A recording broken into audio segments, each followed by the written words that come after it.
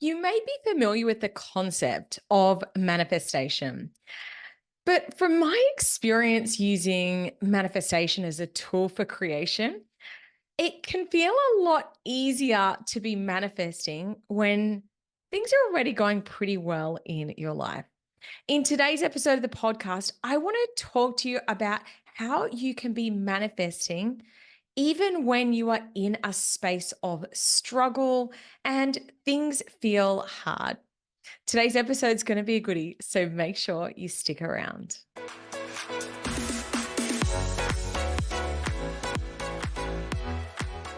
I really wanted to talk about this topic because I first learned about the concept of manifestation and mindset about maybe 6 years ago.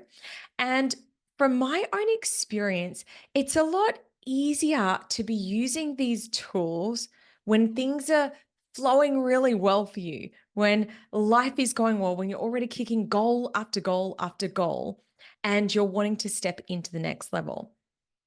But sometimes in business and life, we go through periods of struggles, of stagnation.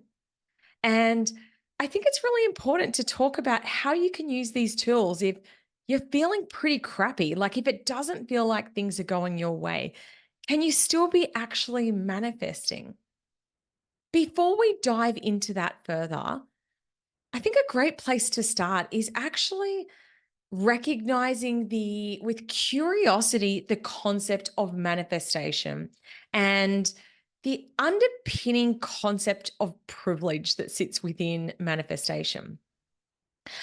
I spoke to one of my coaches about this because, when there's so much going on in the world, so much heaviness, conflict, when you know there are people literally fighting for their lives and you're wanting to create more things, it can be a real uncomfortable situation. And I had a conversation with my coach about this because who am I to be desiring more when there are people who aren't even safe? And, I don't have all the answers to this. But one of the things that my coach did say to me is that she truly believes that people can be manifesting even from a difficult or a challenging space. And she shared with me that she actually has some clients in war-torn countries, in really crappy life or death situations, and that she's teaching them the tools of manifestation, how they can be using their mindset and, of course, action to try and create more positive outcomes. But before we go deeper into this, I guess I just wanted to recognize that inherent privilege that comes with this conversation around manifestation, and also to acknowledge and recognize that there is potential that you can be creating no matter how low the base is that you are starting from. So let's talk a little bit about the concept of mindset and manifestation. So I'm not one of those coaches that believes that you just think positive, think about whatever the thing is that you want, the dream car, and it will come and land in your lap. I believe that manifestation is part of the energetic frequency of creation. And a big part of that is your mindset, is how you think about things, is how you feel about things, and how that then affects the actions that you take, which then, of course, has an effect on your ability to create them, on your ability to build those things that you want in your life. See, if you are in a state or a space of, I don't deserve those things aren't possible, you're not even going to crack open your mind to think that that is something that is available for you. And because you don't believe it's a possibility, you're not going to be taking actions or steps towards its creation. And this can be in any area of your life. It doesn't just have to be around material possessions. Let's just say that you are wanting to attract a life partner, attract your soulmate. But if you inherently don't believe that it's possible to find someone to have a happy relationship with. Or perhaps you believe it's possible for other people, but not for you. If that's your deep held belief, how do you think that you are going to be showing up to the dating world? You're going to be showing up from a place of this isn't possible. You're probably going to be subconsciously pushing people away. Or perhaps you might be attracting people who you deep down know that you're not going to have a lasting and happy relationship with. See how what you were thinking, your belief system actually starts to create the outcomes, even if you don't intend for it to. And this is the thing with manifestation. A lot of times, our mindset, our subconscious beliefs are actually influencing how we are showing up. And it kind of becomes a bit of a self-fulfilling prophecy. I am, if you don't know the backstory, I'm an Australian and I'm in a state called Queensland in the country of Australia. And there is a big football competition that happens every year between two states, between the state of Queensland and the state of New South Wales, in a football game called NRL. And it's called the State of Origin. And it's a bit of a tradition in the Wood household to watch it. I've been watching this series since I was a little kid. My family watched it growing up, and now in my household with my children, we watch it every year as well. And it's always a bit of a tense time because I'm from Queensland. My husband is from the other state, New South Wales, and my kids, arguably, I believe one of them was born in New South Wales, one was definitely born and raised in Queensland, but they both think that they are from the team of New South Wales. Anyway, sorry, I've gone off on a whole segue there. But in our house, this competition goes on and it's always Queensland versus New South Wales, me versus hubby and the kids in this competition. The reason why this is important and relevant to this conversation is because in last night's game, my team, Queensland, wins a good lot of the time. They're a very, very strong team, and they won the first game in the series. However, in last night's game, the second game in the series, they lost dismally. In fact, it was a record-breaking State of Origin game to New South Wales. And why is this important to mindset and manifestation? Because just a few weeks earlier, Queensland, my team, had won. So same team, right? But what happened in this second game was that New South Wales scored quite early into the game. They scored and then they scored again. And what I saw unfold on the screen was that the mindset of both teams shifted based on what was unfolding. New South Wales had a couple of quick wins and they were like, God damn, we are on fire. They were playing the best they have played. They were like, we have a real shot at this. We're going to smash this. And Queensland, on the other hand, their confidence was knocked. And they suddenly started thinking, we're not going to win this game. And so guess what happened? They started making silly mistakes. They were not playing their best football, and they ended up losing the game because their head just wasn't in it. They were in a cycle of self-doubt, of self-sabotage. And the other team were in a cycle of, we're the best, we're going to win this. And that's what they created. Now, the reason why I wanted to explain the background or the context is because, I truly believe that Queensland is a really strong, if not the stronger team. But what happened was that they got stuck in this cycle. They weren't in a winning mindset. And this is what happens with us a lot of the time. We're wanting to create something in our lives, but we fall into negative patterns, into negative thoughts, into negative beliefs. And subconsciously, this is what we are starting to create in our life. It's a lot easier to keep on winning when business is going well because you're like, God damn, I'm on fire. How do you think you show up to calls with a client when everyone's saying yes to you? When you're making so much money that you don't even care Do you guys remember that feeling? You know that feeling? Where you're like, I don't even care if this client says no. It literally doesn't matter to me.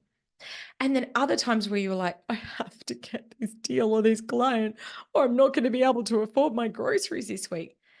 See how the energy that's behind it can become a self-fulfilling prophecy. Here's the thing. If I was coaching my team last night, I would have come in and I'd say, forget about the scoreboard. Forget about the past. You can create the future despite what is going on for you, despite what the scoreboard says. Get your head in the game, concentrate on doing the things that you need to do. And whether or not that would have led to them winning, I truly believe it would have had a positive influence on the outcome that they were able to create. So if you are stuck, if you're in a pattern where you're struggling or whatever area of life you're wanting to create in isn't going to plan, can you allow yourself to park that and focus on the future? To be leaning into the possibility, expansion, pretend you're in your winning season and show up that way right now. And I'm going to share something that's almost a bit of conflicting advice to that, because I think that it's also relevant to this discussion, which is I also think that you should acknowledge those struggles. As much as I'm saying, focus on the future, all of that, I don't want you to pretend that those tough things aren't going on for you. Because manifestation isn't just about la, la, la, life's perfect all the time. You can say, you know what? Things have been really tough for me. And this has been really hard. And I have struggled with this thing, whatever it might be. However, you don't need to stay stuck in that. You can acknowledge that pain without saying, this is my destiny. This is what I'm stuck with, if that makes sense. Let me share an example. A couple of years ago, a little over 2 years ago, I was in a major car accident.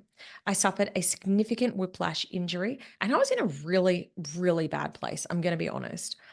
I used to think that whiplash was one of those injuries. I'm like, yeah, that just sounds like, someone hasn't even really hurt themselves. If you have ever experienced a severe whiplash injury, you will know how incredibly painful it is, because your neck, you use your head for everything, and your neck muscles are actually connected all through to all different parts of your body as well. I actually started losing function in my hands. I couldn't hold a knife. I couldn't open jars. I couldn't do things because it's all connected. The reason I'm sharing this is because at the 3-month mark, I went and saw a pain specialist. I was a wreck, guys. I was on around the clock pain medication. I was just crying constantly. As someone who's an energizer bunny, a doer, a problem solver like me, I was in this cycle of this just sucks. And I went and saw this pain specialist. And guess what the pain specialist said to me? He's like, Claire, I want to be honest with you. Where you are at right now is probably where you're going to stay for the rest of your life. What we see at the 3-month mark is generally where people tend to stay. And I was like, what the actual, I can't live my life like this. And he's like, you'll get used to the pain. You'll learn to live with it. But where you're at, the physical limitations that you've got right now is probably where you're going to stay. Now, I could have taken that and said, this is my path. This is my destiny. And I refused I refused to accept that that was how my life was going to be. And while I know that I will never have a full recovery, I still have limitations on what I can do, what I can do with my neck, back pain, neck pain, all of those things. However, I have had vast improvements since then, because I refused to accept that that was where I was going to stay.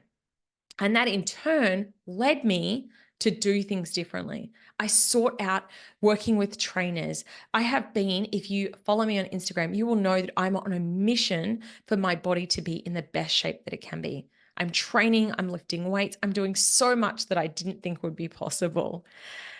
And again, this isn't me being Pollyanna, just think positive. I totally recognize and acknowledge my limitations, the struggle that I went through, but also said, hey, I'm going to create a different path. And I was really, really firm on creating the best possible outcomes. So here's what I want you to do if you are struggling right now and you're wanting to create new outcomes. Firstly, acknowledge that pain. I'm stuck. I'm struggling. Like, this is real. I don't want to say everything's perfect in my business and life if it's not. You can say, hey, yeah, this has been kind of crappy. And also, this isn't my future. This is not my future. I've got things that I want to do, and I really do believe it's possible for me. So we can say, I know that that's there, but also I'm going to focus on the future. So, how do you actually do that? Here's a great starting place. Firstly, be mindful of your thoughts. What you are thinking, your thoughts become your beliefs. They become that program that's on autopilot. And something that I have been in a real limitation of lately is around anxiety.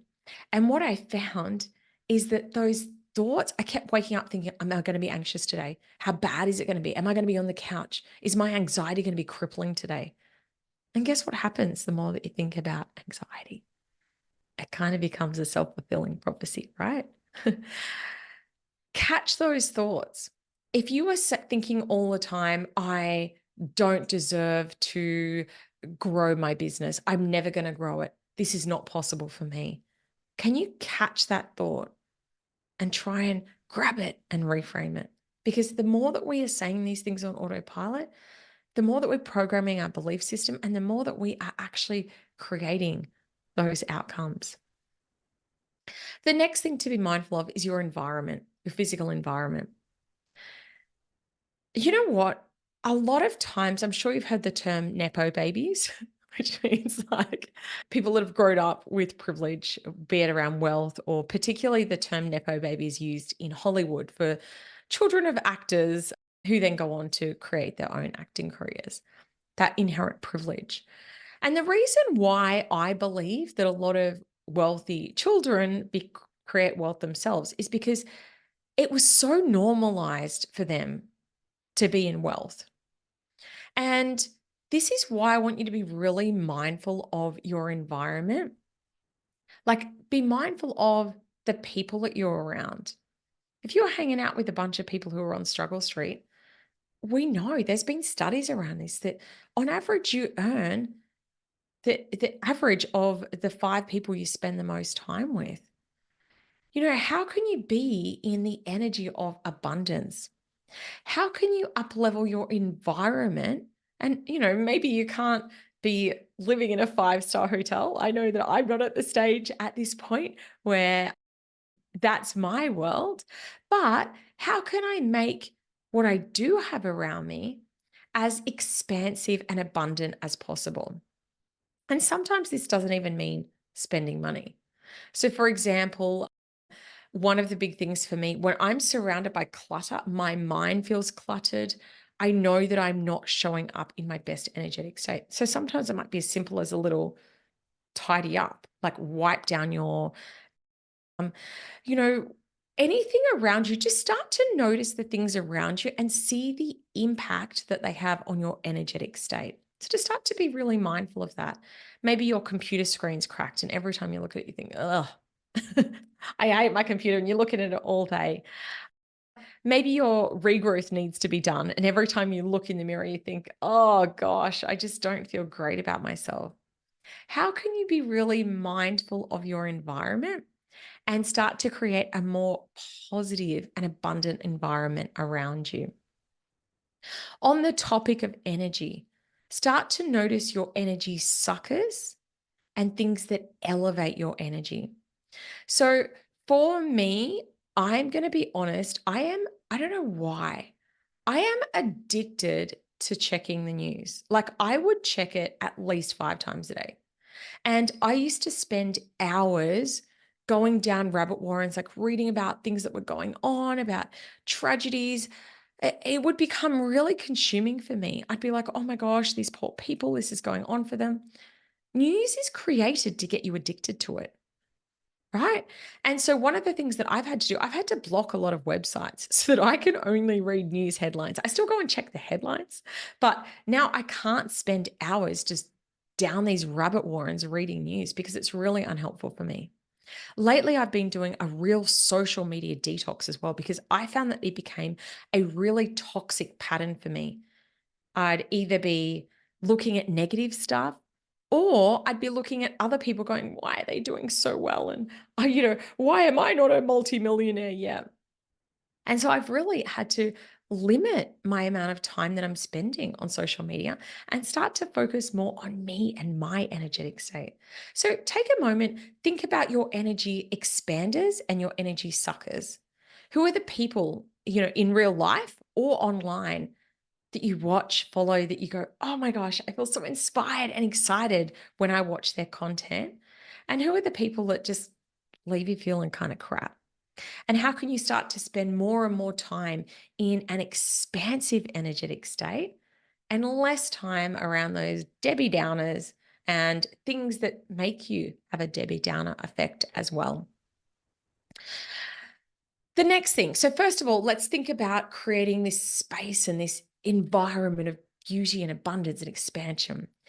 Then I want you to think about, spend some time in this. What do you actually really want? When's the last time you did a vision board or updated your vision board? When's the last time you wrote out your goals without judgment? It's really easy for us to judge ourselves. I know that I do this, and it's one of the things that I work on a lot. I think, who am I to want to, build a massive big mansion when I already have a waterfront home? Who am I to want to upgrade my my wedding ring when I've already got a beautiful ring that I once dreamt of? But you're allowed to have big dreams. You're allowed to have desires. And so spend some time playing in that space. What do you want? If anything was possible, what would you be creating in your life? And also think about the why. Why do you want that thing? What do you think it's going to create in you? If you're saying, I want to weigh this much, what do you think it's going to do for you? It's probably a feeling that you're wanting to create. It's probably less about the weight or the body or whatever. It's more about like, I want to feel confident. If it's around money, like, why do you want that? Is it for financial freedom? Is it to feel more confident, more secure? Is it to be able to help other people?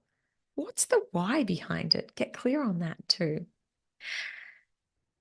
And then focus in on that feeling.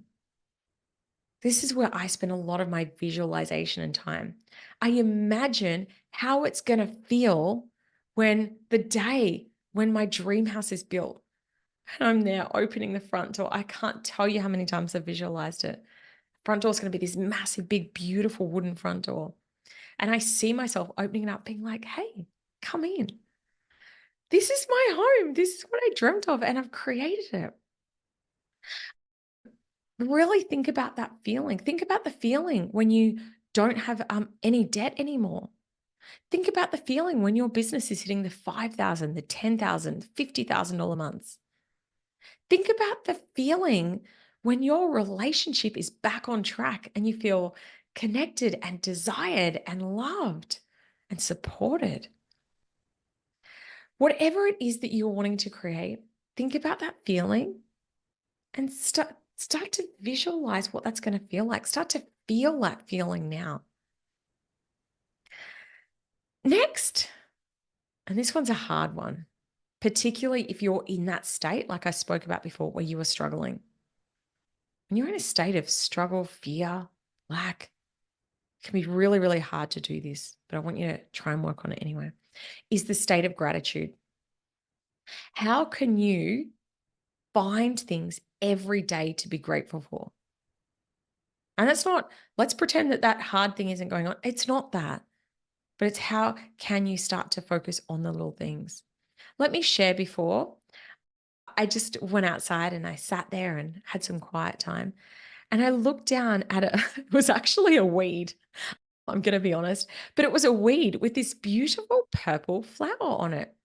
And I just sat there and looked at this flower just in awe. And I imagine I had terminal cancer. And, imagine that this was some of my last days on the earth. And I looked down at this beautiful flower. I'd just be like, gosh, this is such a beautiful world. I am so grateful to be alive right now. And I just sat in that energy and that space. Sometimes I use this with my kids when they're driving me nuts, which they are a lot lately. I look at their little faces and I think, I dreamt of having a kid, and look at you, your little freckles on your sandy face, your big brown eyes, your energy, the fact that you have so much energy. Like, imagine what it would be like if you weren't so energetic. I'm really grateful that you're smart and inquisitive, and just try and look for the special moments amongst the challenges. Practice gratitude. The more that you are grateful, firstly, the happier you'll be because you're focusing in on those things, but also actually the faster that you will start to attract the things that you desire. And this leads me to the last thing, which is action. Start to take steps forward. So many people say they want the thing, but aren't taking the steps to get towards the thing. They're like, oh, I want to have the dream body. And it's like, are you eating healthy and are you working out? I mean, maybe you are, but that's a good first step. Like, are you taking the things to start to create the outcome? I know a lot of my single friends and they talk about finding someone. I'm like, dude, what are you doing? You're not on the apps. You're not going out. You're not cracking open the potential for those things to happen. Sometimes when my goal seems super far away, it feels easy to stop taking the steps forward because it just feels a little bit helpless. But that's the complete opposite to what I believe you need to be doing. It doesn't mean that you need to go and put down a deposit on a house that you can't afford, but just keep walking through the open homes. Keep taking the steps, the actions towards it. That is the secret to creation. It's like, just keep taking one small step forward. And honestly, that's sort of how momentum builds, by just doing that one next thing. That is ultimately how you start to create your goals. So hopefully this has given you some inspiration to get your manifestation mojo back on track. If you're feeling a little bit meh, if you're struggling at the moment, hopefully there's some things in here that will help to get you back on the path for creation. If you've enjoyed today's episode of the podcast, please share it with any family, friends, biz friends that you think may benefit from this, or share it on your socials, and make sure you tag me so I can bob on in and say thank you. I really appreciate you listening to my podcast every week. It really is my privilege to be talking to you, and I really do appreciate your time. Have a beautiful and abundant week, and I hope that this has helped you to step from struggle street back into a state of flow.